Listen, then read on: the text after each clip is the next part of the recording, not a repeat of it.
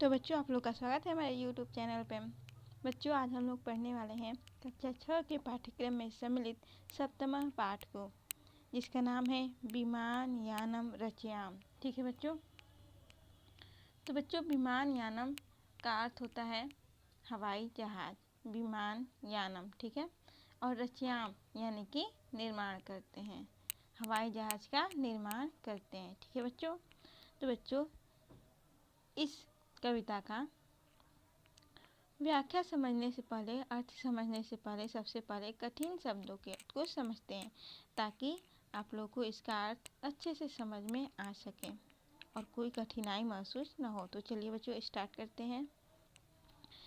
तो देखिए बच्चों, सबसे पहले विमान यानम यानी कि इसका अर्थ होता है हवाई जहाज।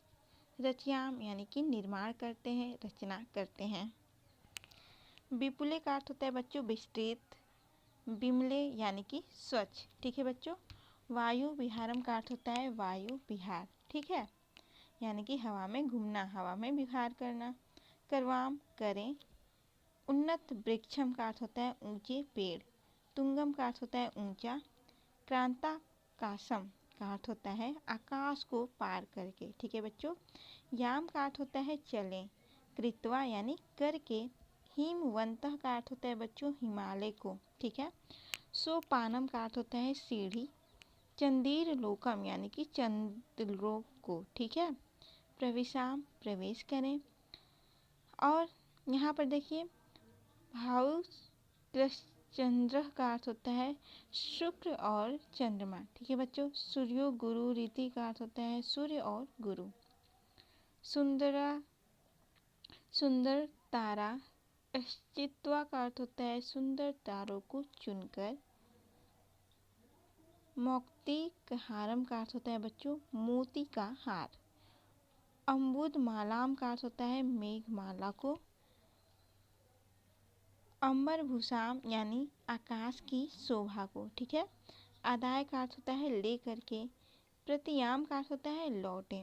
याद रखिएगा बच्चों। दुखिता का अर्थ होता है दुख से। गृहेशु यानी घरों में। हर्षम का अर्थ होता है प्रसन्नता।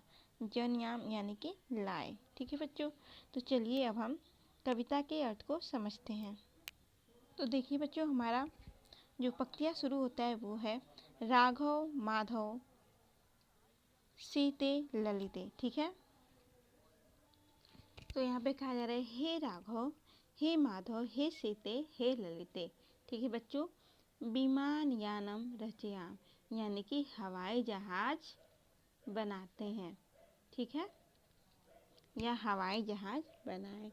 अगला पंक्ति देखिए है नीले गगने विपुले विमले। नीले मतलब नीला, ठीक है। गगने यानी कि गगन में, आकाश में, ठीक है बच्चों। विपुले विमले, तो बच्चों विपुले का अर्थ होता है विस्तृत, बड़ा, ठीक है। और विमले यानी कि स्वच्छ। वायु विहारम यानी कि वायु विहार। करवाम यानी करें, तो इसका अर्थ हो जाएगा विस्तृत स्वच्छ नीले गगन में, नीले आकाश में वायु विहार करें, ठीक है। हे राघव, हे माधव, हे सीते, हे ललिते हवाई जहाज का निर्माण करते हैं, ठीक है, या हवाई जहाज का निर्माण करें। नीले स्वच्छ विस्तृत आकाश में वायु विहार करें। अगला लाइन है उन्नत वृक्षम तुंगम भवनम क्रांताकाशम खलु याम, ठीक है। उन्नत वृक्षम का अर्थ होता है ऊंचे पेड़, ठीक है। तुंगम यानी कि ऊंचा। भवनम यानी भवन। क्रांताकाशम यानी आकाश को पार करके। खलु निश्चय ही, ठीक है बच्चों। याम यानी कि चलें। बच्चों, इसका अर्थ हुआ उन्नत वृक्षम यानी कि उन्नत वृक्ष को, ऊंचे पेड़ को, ऊंचे भवन को, आकाश को पार करके चले, ठीक है। अगला लाइन है कृत्वा हिमवंत सोपानम चंदीर लोकम प्रविशाम। कृत्वा यानी करें, हिमवंत यानी कि हिमालय को, सोपानम यानी कि सीढ़ी, ठीक है, सोपानम का अर्थ होता है सीढ़ी। चंदीर लोकम यानी चंदीर लोक में यानी कि चंद्रलोक में। प्रविशाम यानी प्रवेश, ठीक है। तो बच्चों इसका अर्थ हो जाएगा हिमालय को सीढ़ी बनाकर चंद्रलोक में प्रवेश करें। तो बच्चों चलिए अगली पंक्तियों की तरफ चलते हैं। आशा करती हूँ कि ये पंक्तियाँ समझ में आई होगी। देखिए बच्चों ये पंक्तियाँ हैं, शुक्रश्च चंद्र सूर्यो गुरुरिति ग्रहान ही सर्वान गणयाम, ठीक है। तो देखिए बच्चों यहाँ पर शुक्रश्च चंद्र यानी शुक्र और चंद्र, सूर्यो गुरु रीति यानी कि सूर्य और गुरु, ग्रहान यानी ग्रहों को, सर्वान सभी, और गणयाम बच्चों गणयाम का अर्थ होता है गणना, ठीक है। तो बच्चों इसका अर्थ हो जाएगा शुक्र और चंद्र, सूर्य और गुरु सारे ग्रहों की गणना करें, ठीक है। गणना यानी गिनती करें। फिर देखिए अगली लाइन है, विविधा सुंदर तारा अस्तित्वा मौक्तिकहारम रचयाम, ठीक है। विविधा का अर्थ होता है विभिन्न या फिर भिन्न भिन्न, ठीक है बच्चों। सुंदर तारा अस्तित्व का अर्थ होता है सुंदर तारों को चुनकर। मौक्तिकहारम यानी मोती का हार, रचयाम यानी कि रचना करें या फिर बनाएं या निर्माण करें, ठीक है बच्चों। तो इसका अर्थ हो जाएगा कि भिन्न भिन्न प्रकार के या अनेक प्रकार के सुंदर तारों को चुनकर मोतियों का हार बनाएं, मोतियों के हार का निर्माण करें। अगला लाइन है देखिए बच्चों, अम्बुद मालाम अंबर भूषाम अदाएव ही प्रतियाम, ठीक है।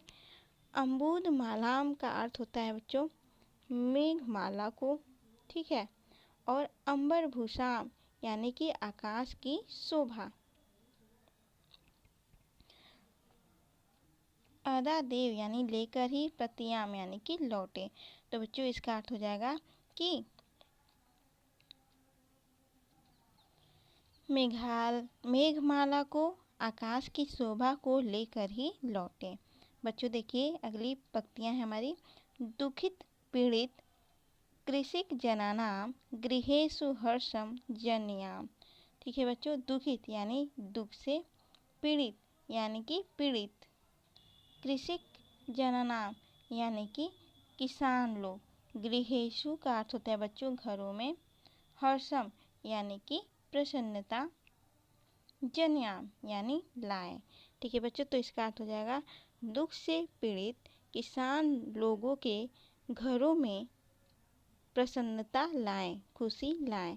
तो बच्चों आशा करती हूँ कि ये पंक्ति आप लोगों को समझ में आई होंगी, और अगर वीडियो अच्छी लगी हो तो प्लीज़ वीडियो को लाइक ज़रूर कीजिएगा और साथ ही साथ चैनल को सब्सक्राइब ज़रूर कीजिएगा, और वीडियो ज़्यादा अच्छी लगी हो तो अपने दोस्तों को भी शेयर ज़रूर कीजिएगा।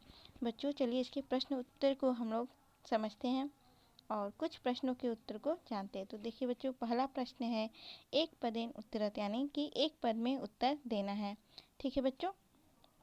तो देखिए यहाँ पे जैसे में दिया हुआ है ऐसे ही प्रश्नों के उत्तर देना है। वयम किम रचयाम तो विमान यानम का है, कीदृशे गगने वायु विहारम करवाम, उत्तर हो जाएगा बिमले। वयम विमानेन कुत्र प्रविशाम तो चंदीर लोकम, ठीक है। ग नंबर का प्रश्न है, वयम कीदृशम भवनम क्रांत्वा आकाशम याम, तो बच्चों उत्तर हो जाएगा तुंगम, ठीक है बच्चों। प्रश्न संख्या 3 है, करय पाठात उचित पदम चित्वा रिक्त स्थानानि पूरयत, पाठ से उचित पदों को चुनकर रिक्त स्थान भरना है, ठीक है। यानी कि यहाँ पे जो कविता की पंक्तियाँ कही गई हैं उन पंक्तियों को पूरा करना है। देख लीजिए क नंबर का है, नीले गगने विपुले बिमले, इसकी अगली लाइन होगी वायु विहारम करवाम। चलते हैं नेक्स्ट पेज की तरफ, और बच्चों क्वेश्चन ख है, अम्बुद मालाम अंबर भूषाम अदा एव ही प्रतियाम, ठीक है बच्चों।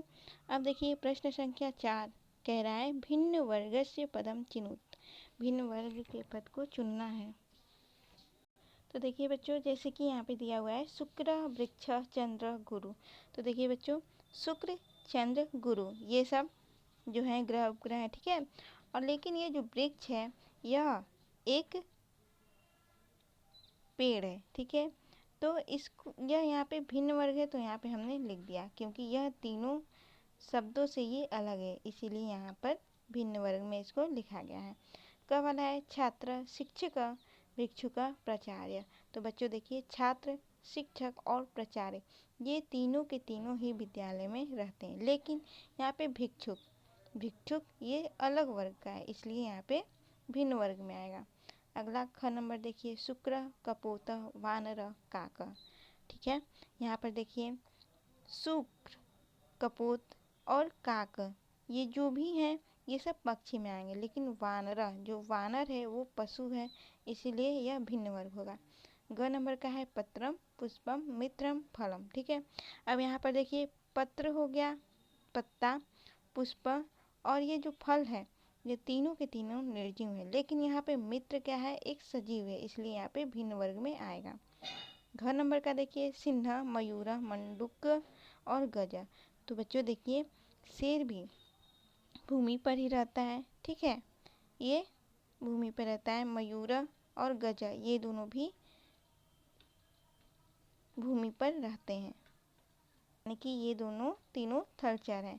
लेकिन ये जो मंडूक है, ठीक है, यह एक जलचर है, इसीलिए यह सबसे सॉरी बच्चों, यहाँ पे देखिए सिंह, मयूर, मंडूका, गजा। ठीक है, यहाँ पे 4 शब्द दिए गए हैं, लेकिन शेर और ये जो मंडूक है और गज है ये तीनों के तीनों क्या है? पशु हैं, लेकिन यहाँ पे जो मयूर है यह एक पक्षी है और यह भिन्न वर्ग में आएगा, इसीलिए यह भिन्न वर्ग का उत्तर होगा। चलते हैं नेक्स्ट प्रश्न की तरफ और देखिए प्रश्न संख्या 5 है बच्चों, पर्याय पदानि योजयत। ठीक है, पर्याय पदों से हमको मिलान करना है, यानी कि पर्यायवाची शब्दों से।